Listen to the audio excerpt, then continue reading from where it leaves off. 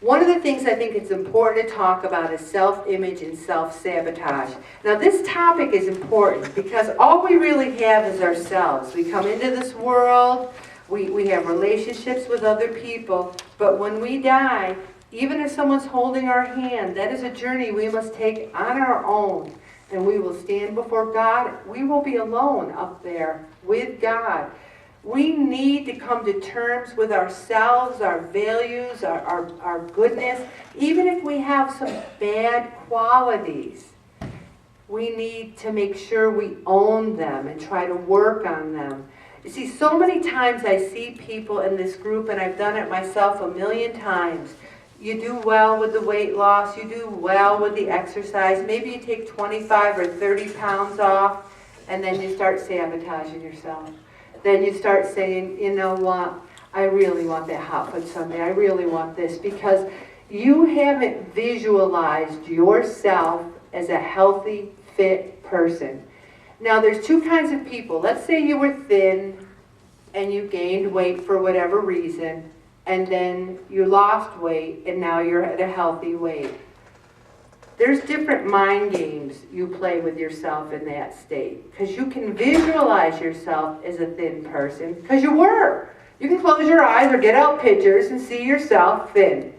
But those of us who have had weight issues since you were a small child till today, where's that visual picture?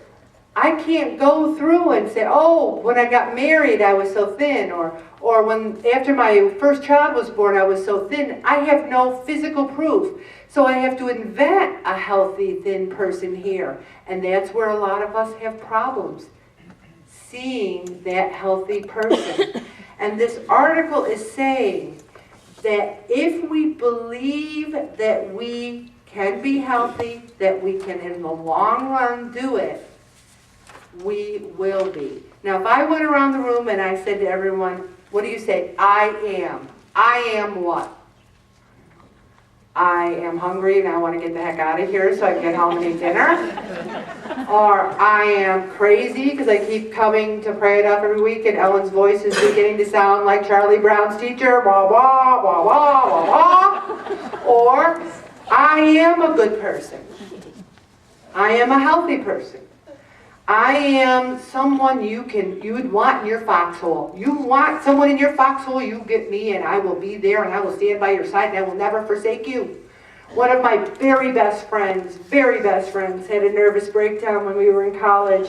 And boy, you could tell who that person's friends were because they were gone. We were in college. No one wanted to deal with it.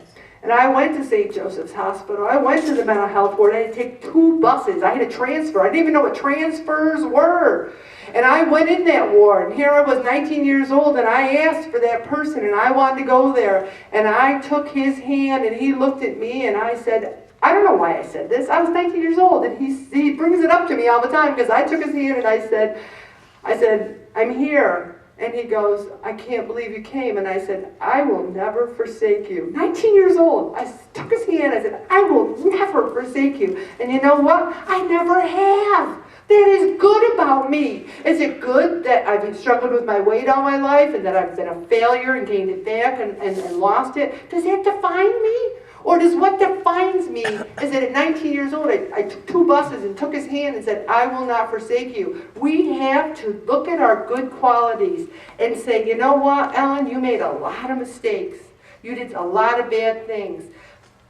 But you mean well and you try hard and you care about the people in this group. Is that wrong to finally at 50, whatever years old, or 20 or 30 or 70 to say, you know what, I like myself. When we get to that point, when we say, I like myself, then we can change those things about us that maybe we don't like. We have years of conditioning.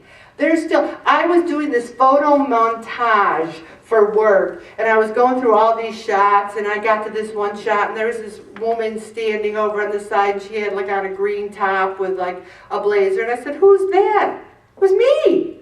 It was me. And I'm like, oh, I didn't even recognize myself because I'm still looking for the 371 person. And I didn't even recognize my own self because I many times fight with that self-image. I don't always see myself. And I don't know what it was, one of those movies, what was the one about the alien? Avatar. One of the things they would say to each other is, I see you. And I like that.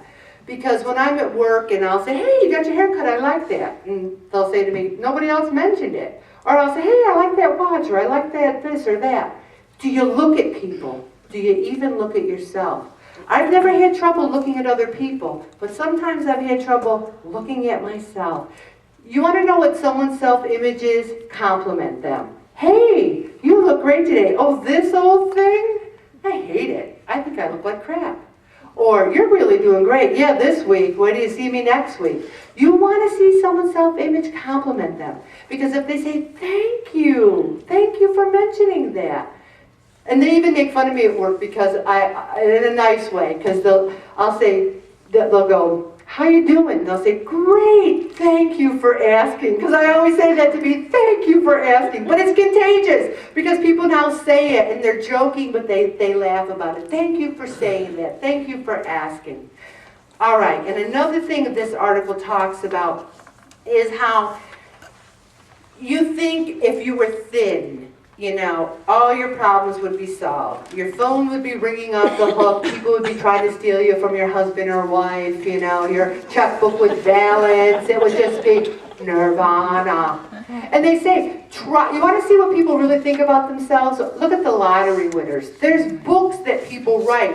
They win the lottery, and then, you know, 6 months later, they're in some, I don't know, broke. They've given it away, wasted it, whatever. Because they don't see themselves as people with money. They're outside their comfort zone. That's another thing. You lose weight, you're starting to feel healthy, and then you're like, oh, this isn't me. I'm fat. I don't feel comfortable like this. And even though you say, I really don't think that, do I? Then you start putting the weight on. You'll never be a lean, fat-free person until you see yourself as a lean, fat-free person. Until you get rid of the size 22, 24, 26, 28, 30s. Or for those of you who are lower, the 12s, the 14s, the 16s. When the self-image is reconstructed, the person changes. If the self-image stays the same, the person's behavior stays the same. There are people who have plastic surgery because they have some very bad physical deformity, and even after they've had the plastic surgery, they still don't see themselves. They always see it. Do you ever clean your house and it looks great, but you know there's like this chip in the kitchen cupboard, and it's like a big piece out in your mind. So you're looking at the kitchen, but you see that chip out of the cupboard. That's how sometimes we look at ourselves. There's people who've lost weight and they say, yeah, but I should have lost it when I was younger because look at this skin now. Look at these wrinkles. You could give someone $1 million. They're like, but the taxes, and now my kids are fighting and nobody's speaking to each other about the money. We think our lives would be perfect if we're thin, if we're rich. I've begun to think our lives are perfect if everyone's healthy. There's no animosity. If I'm watching the Bible show and I'm comfortable and not in pain. There's a lot to be said about creating a self-image that we picture in our mind. There's times in this group where I've had people cut pictures out of magazines and bring it in if they didn't have a thin picture to rely on.